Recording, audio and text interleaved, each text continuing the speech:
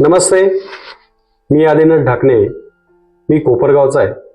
कोपरगावला गेले 341 आठवड्यापासून पवित्र अशा दक्षिण गंगा गोदावरीची आम्ही सेवा म्हणजे स्वच्छता अभियान करतो. दर शनिवारी हे अभियान असतं. त्याचबरोबर नाशिकमध्ये सुद्धा 153 आठवड्यापासून दर रविवारी आम्ही स्वच्छता अभियान राबवतो. तसंच मी नाशिकला आता गेले 2 दिवसापासून आलेलो आहे. सोमेश्वर धबधब्याच्या जवळ आम्ही स्वच्छता अभियान केलं आणि त्यानंतर घराकडे येत असताना आम्ही पेपरच्या स्टॉलवर थांबलो.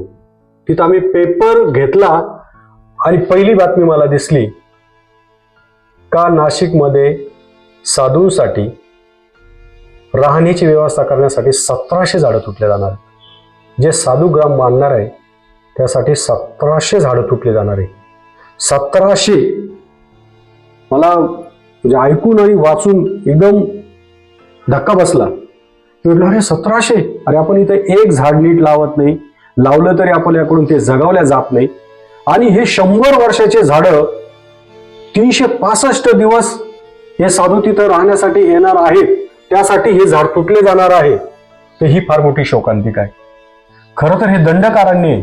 ह्या दंडकारण्यामध्ये खूप मोठ्या मोठ्या महाऋषींनी तपश्चर्या केलेली, जिथं श्रीराम प्रभूंनी सीतामाईंनी तपश्चर्या केली, जिथं रहिवास केला, ज्या पंचवटीमध्ये जिथं 5 वड आहेत तिथं त्यांनी तपश्चर्या केली, ते तपोवन आहे, तिथं सगळे झाडच आहे.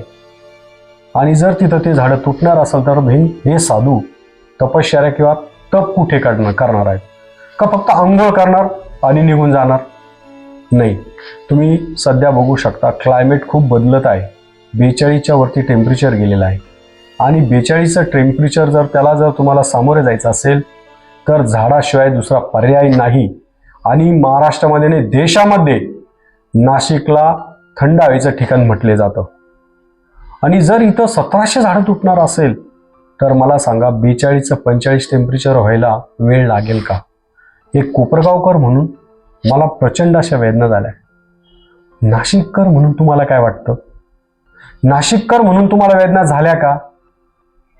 हे खूप महत्वाचं आहे. कारण यापूर्वी सम्राट अशोक असतील, पुण्यश्लोक अहिल्याबाई होळकर असतील, यांनी आपल्या देशामध्ये खूप सारे वड, उंबर, पिंपळ, लिंब यांचं रोपण केलेलं आहे. त्याचबरोबर संत ज्ञानेश्वर माऊली असतील, यांनी सुद्धा अजान वृक्षाच्या झाडाखाली समाधी घेतलेली आढळून येते.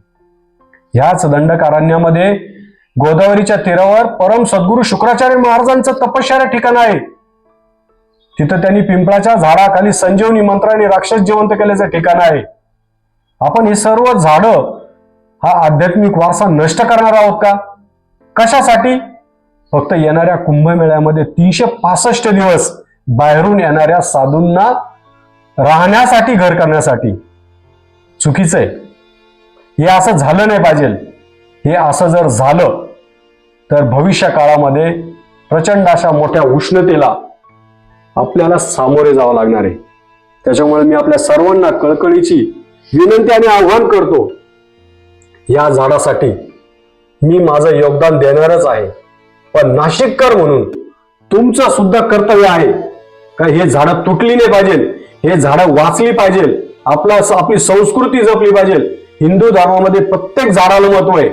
सत्यवान आणि सावित्रीच्या गोष्ट तुम्हाला माहिती आहे, जिथं ज्या वडाची पूजा केली जाते, का केली जाते?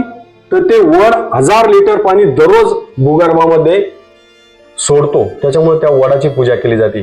ब्रह्मा विष्णू महेश म्हणून वड, पिंपळ, उंबराची पूजा केली जाते. आणि हे झाडं जर तुटणार असतील तर मग आपली हिंदू संस्कृतीचं काय? आपण कुठं चाललो आहोत? आपली संस्कृती कुठं चाललेली आहे? मी तर येणाऱ्या त्या साधूंनाच प्रश्न विचारतो, तुम्ही येत आहात, तुमच्या राहण्यासाठी इतके झाडं तुटली पाहिजे का? आम्हाला तर असं वाटत नाही ते झाडं तुटली पाहिजे. तुम्हाला वाटत असेल तर तसं आम्हाला कळवा.